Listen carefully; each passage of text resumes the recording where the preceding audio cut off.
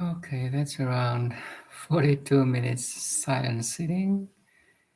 Maybe I share some of my experience, and you could share your experience too. Saja, thanks for coming.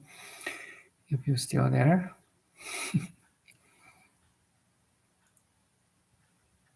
So in the past like 42 or 43 minutes, I experience, first of all, I'm aware.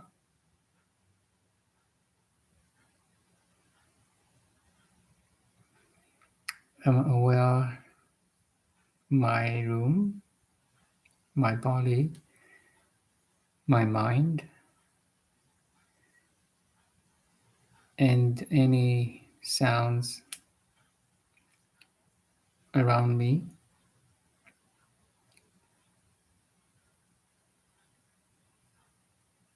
And I allow them happening in my observation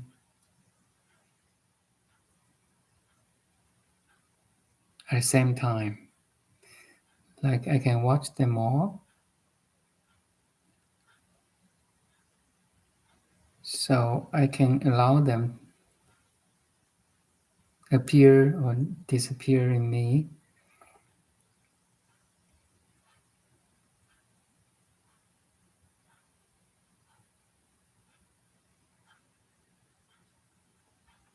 Most time I don't think,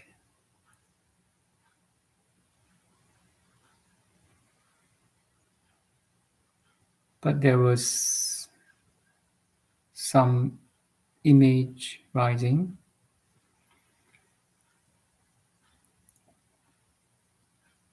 in my mind, and I noticed that. Then I back to my pure observation.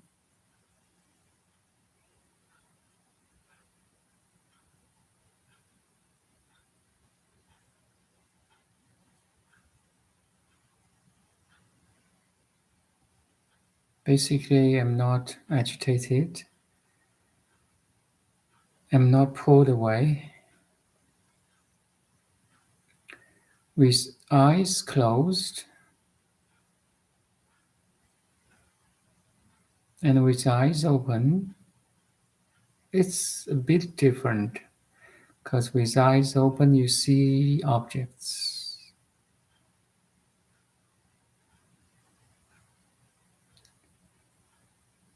But actually, the pure witness or witnessing is always behind, no matter it's eyes closed. So eyes closed, you don't see any object, but you have a black or dark or a little bit light in front of my eyes. And with eyes open, you see objects. You may easily disturbed because now you see things more. But the principle is same. You allow anything appearing and disappearing in you.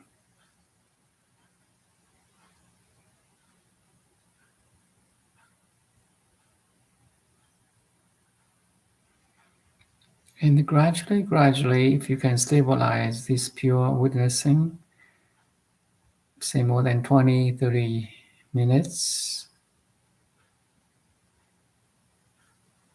you may realize that actually it is always so. It is always so.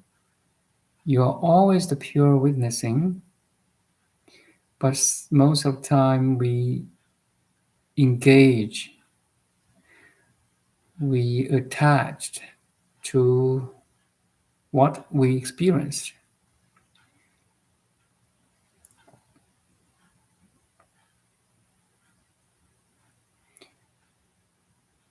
To be, we don't need anything.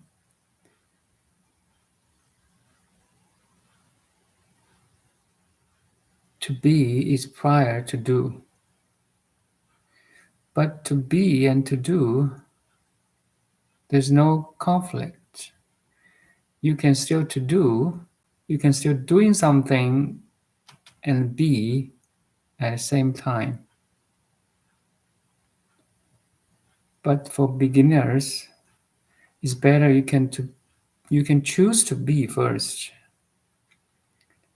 Then gradually you realize to do and to be, or doing and being,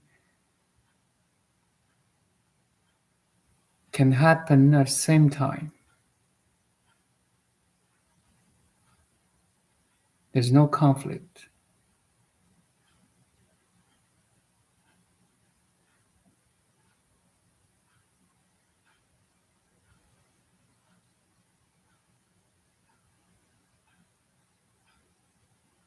But before we can arrive at the harmony between doing and being, better you realize the being first and apply the doing with the being. Does that make sense to you?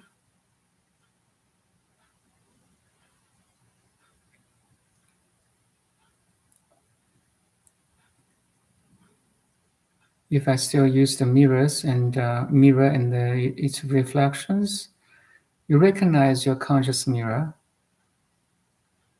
first, then you, meaning you see your reflections, everything around you and inside you.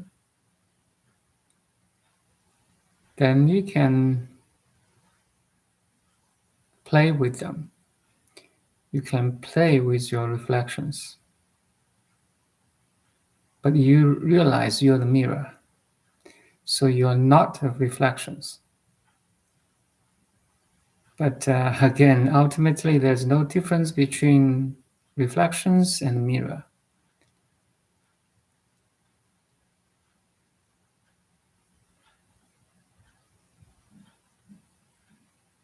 And everyone's reflections are different. But as long as you identify you're the mirror, you're the pure witnessing, pure consciousness behind the reflections or any doings, you're safe. That's the awakening part. But awakening does not mean you don't do anything anymore, or you just sit there quietly doing nothing. No. But this is a crucial stage that you can sit quietly doing nothing. And later on, you can reach out. You can how to say, do with being. I know it's hard.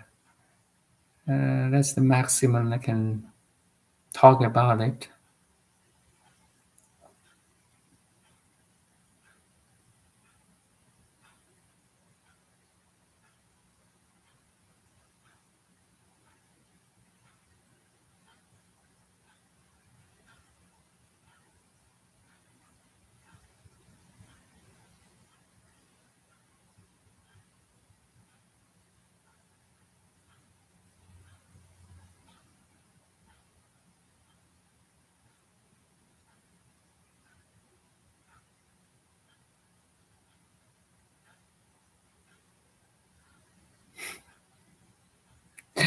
And interestingly, no matter you know it or you don't know it, you're talking about it or you don't talk about it, it's always here and now.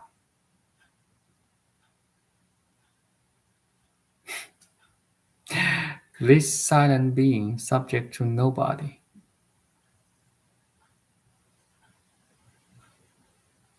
and is the ultimate home of everyone, everybody, every sentient being.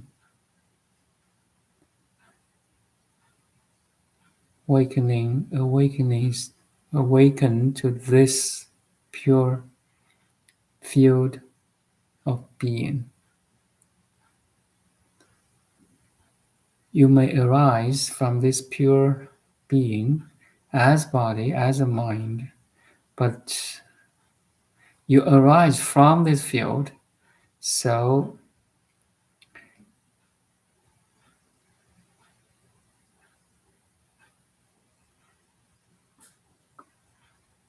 there's no conflict.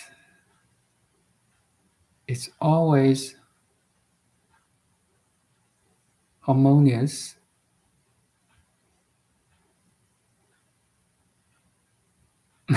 I don't know how to say it now.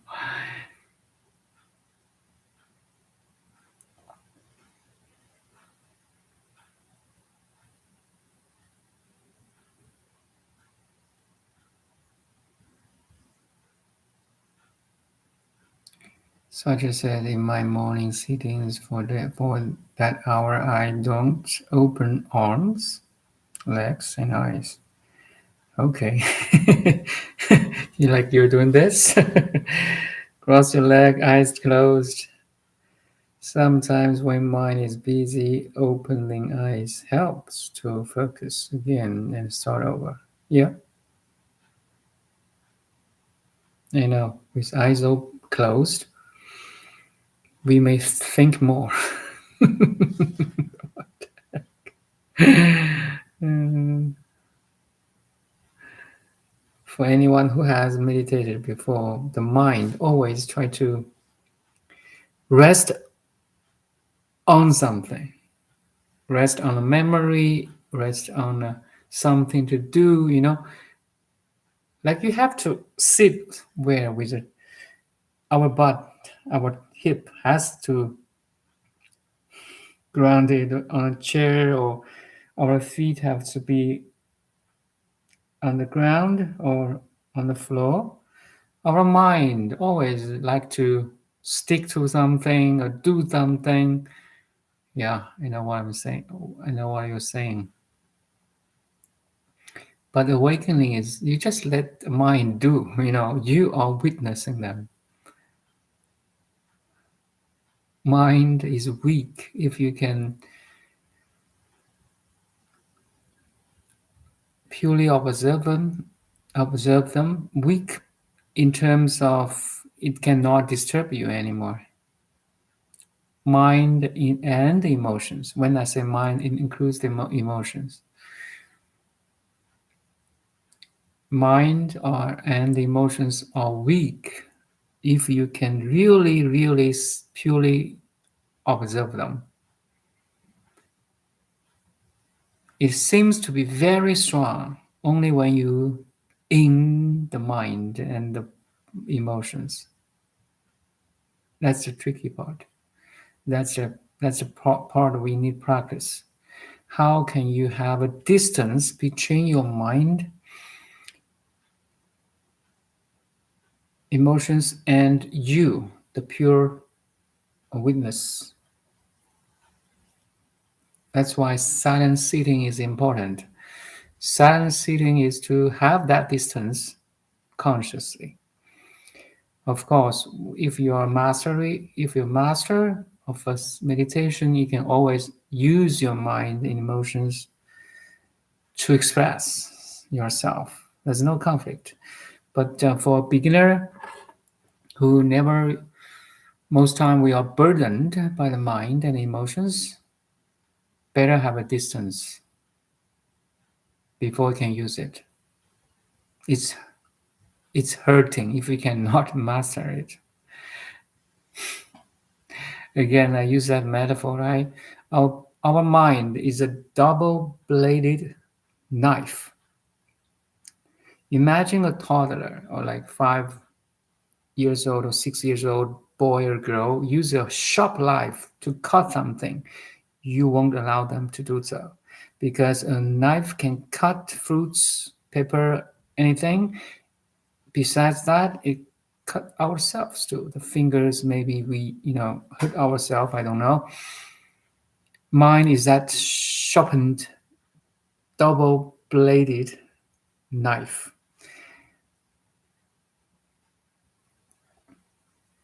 Meditation is try to use the mind constructively. safely, efficiently.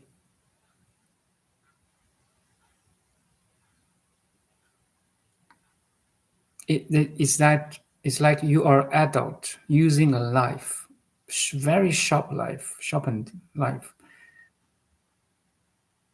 and you know how to use it.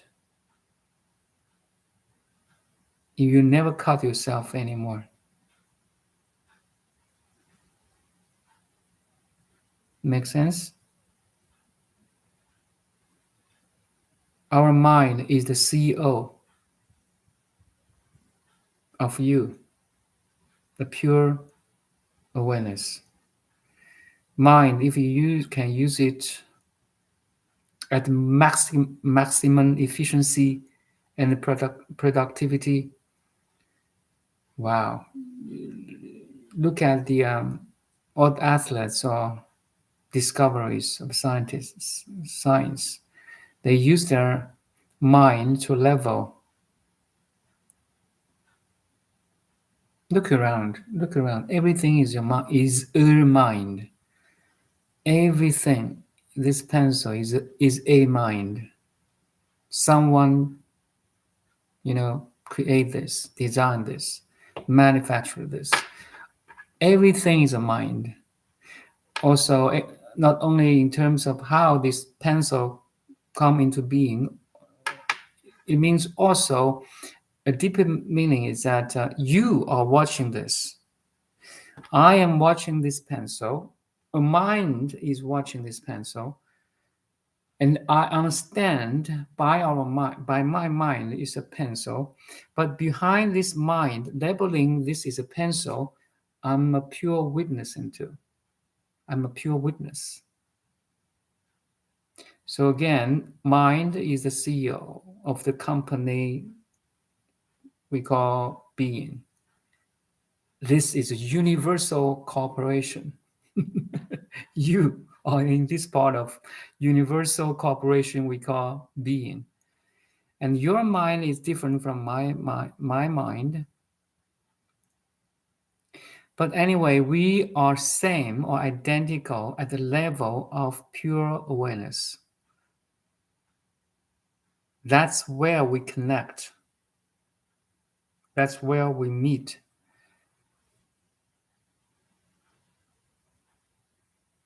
That's where the true love arises. That's where compassion arises.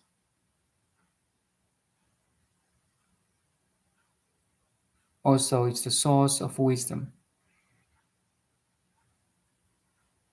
Wisdom in terms, mind is the application of this pure awareness. There's no conflict between the mind and the being, or doing and being.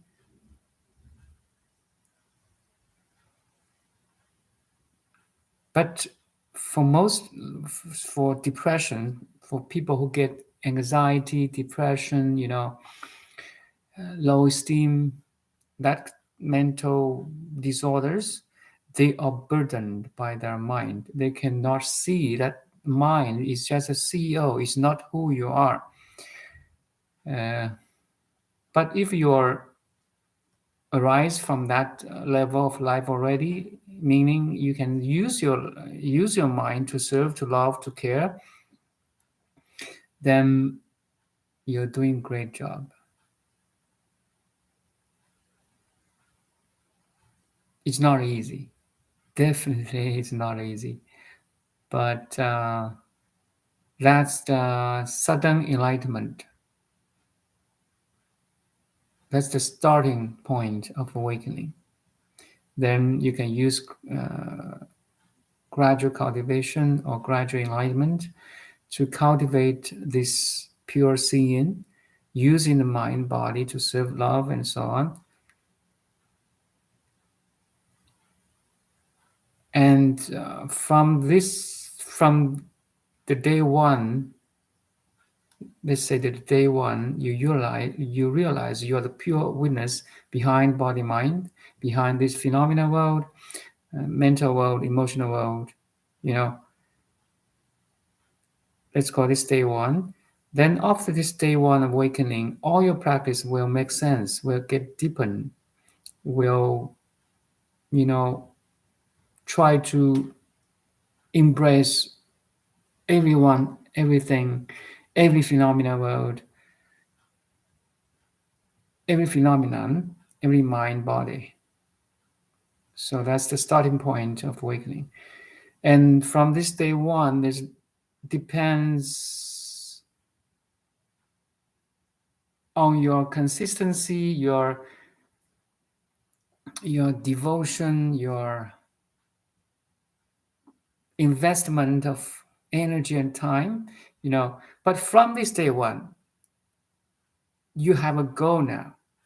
You have a view of clarity or totality. Then you may try to realize it more. You have a drive in your heart, inner. You always try to experience more. The second time, the third time, the fourth time. You may, miss it for days and months, but you have that memory in your consciousness. It won't, how to say, maybe it's still weak, but you always try to achieve it or realize it again and again and again. So that's my process. Sometimes, if I say, if you can be that clear, wise state of mind or pure witnessing, we say online. Let's say online. Sometimes I was offline too, but as soon as I was offline, I realized I'm offline. Then I try to be that online again, because I have been online, right? So I know that experience. I know that feelings, pure witnessing. So I can consciously choose to be online again. Maybe later on I was offline, but I was online again. So this process starts online, offline, you know, start from that day one.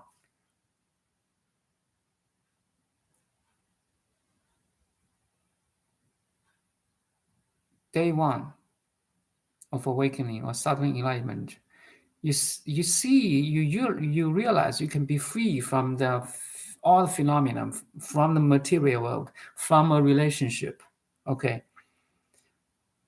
no matter it's very pleasant one or unpleasant one, you can just let them go. Then I'm still describing that kind of, clarity, freedom, liberation, right?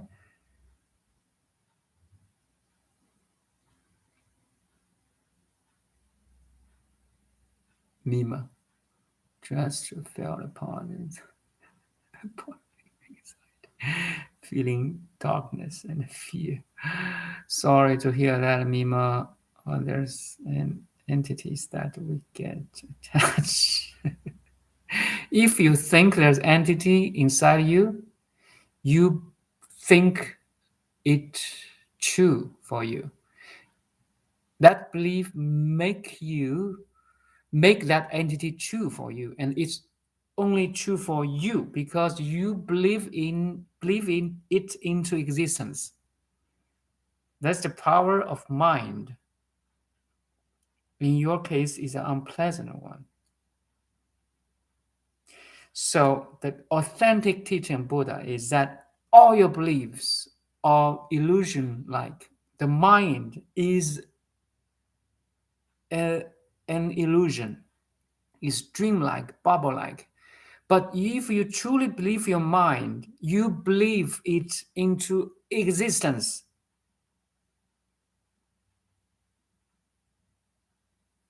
Don't. The true being, are you aware now? The true awareness cannot be hurt, damaged, burned,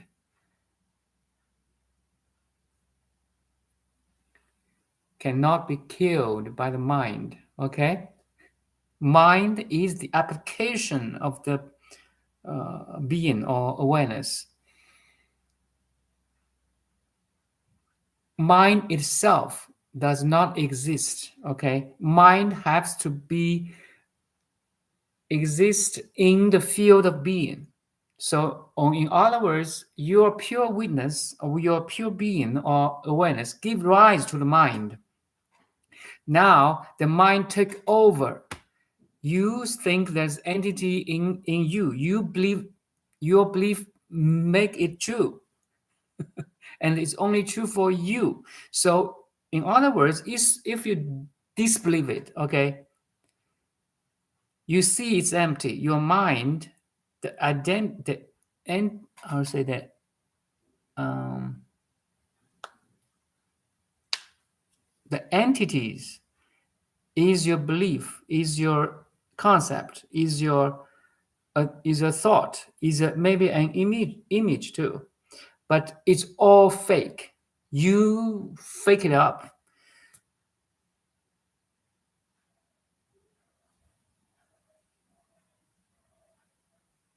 It's like you program it. You program yourself, and you suffer from that programming.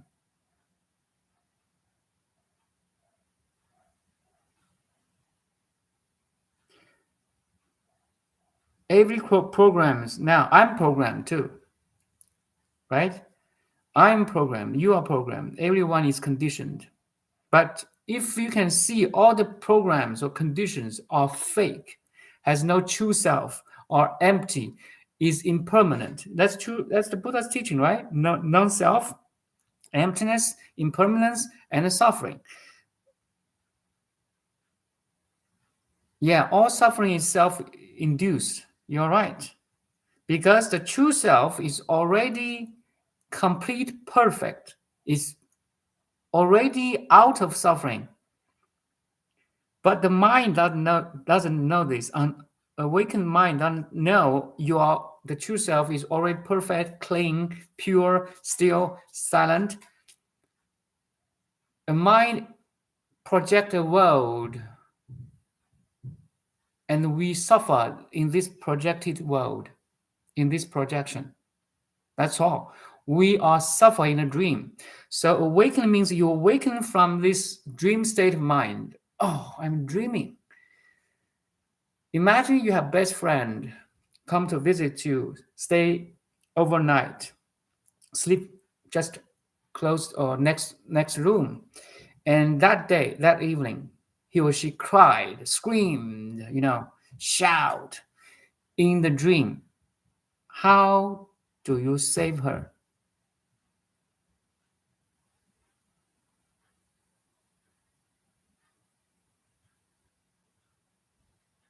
My question is here. How do you save your friend that is screaming, shouting, even banging the walls next next door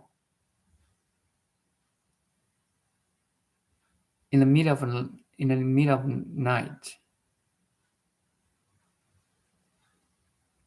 Wake her up. Yes, easy. So I'm waking you up now. All your sufferings are your dream. Are you wake up? Do you wake up already?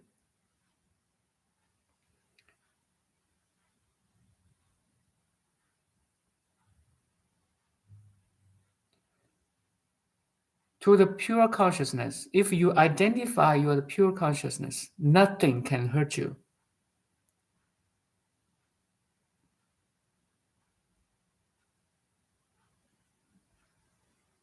Yes, emotions, the unpleasant, the suffering is still there, but you see it now. You see your anxiety. You see you're anxious. You see you're depressed. The pure seeing is that seeing itself anxious or depressed.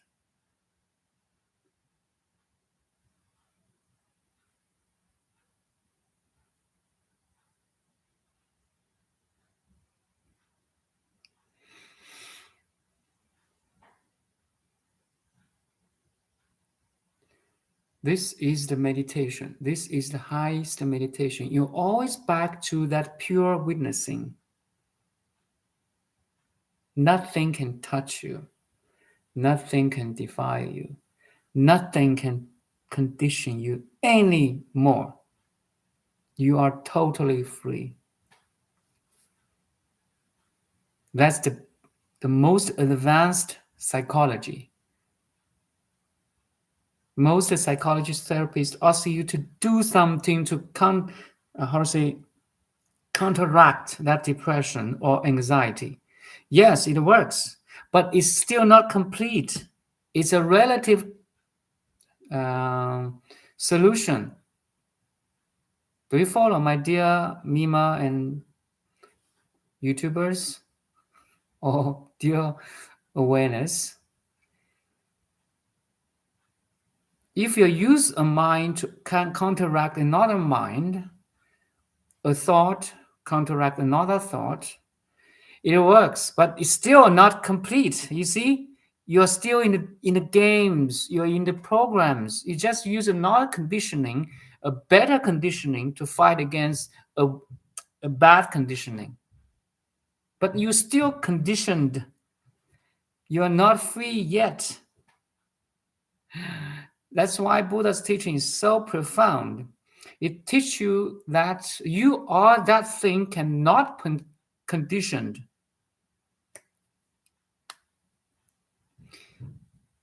No anxiety can make you anxious. Okay. Wow. What? Is that just a placebo? You have to figure it out.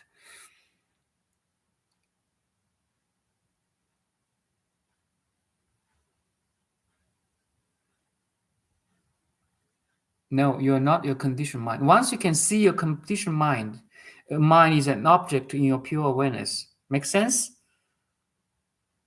But if you cannot see your conditioned mind, you are in the mind. The awareness becomes the mind. That's the problem. The waves collapse into particle. The wave does not know he or she was originally a wave.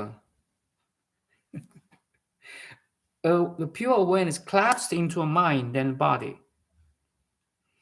But the awakening or the meditation is in this body and mind, you realize you are the pure awareness. It's a decollapsing. It's the opposite of collapsing. It's a true letting go. You let go back to the original you.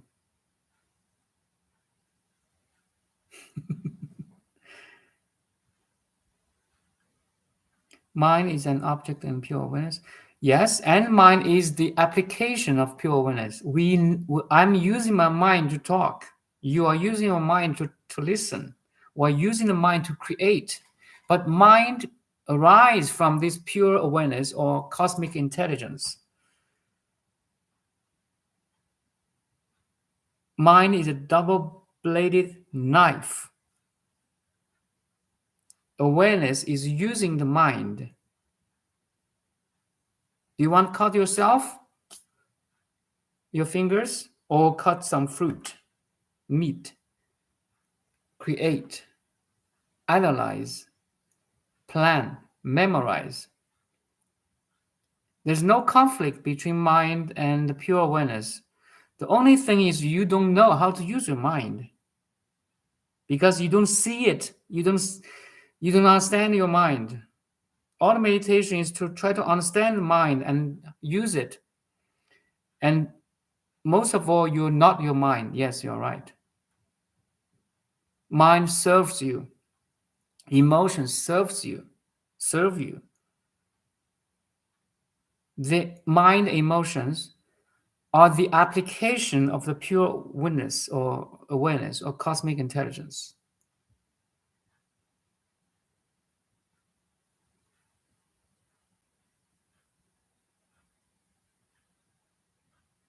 Now you have a harmony between the awareness and mind.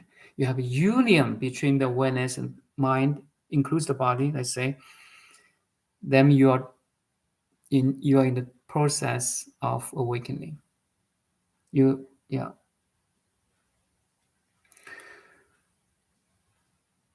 Okay, I need go. I thank you for being here.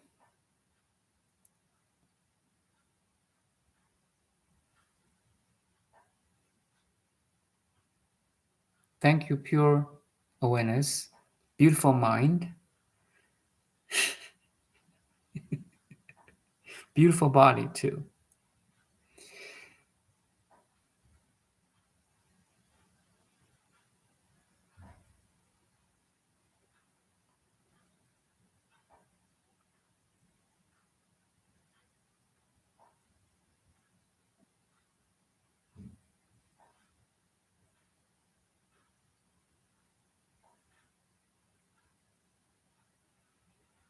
Thank you, Mima Saja.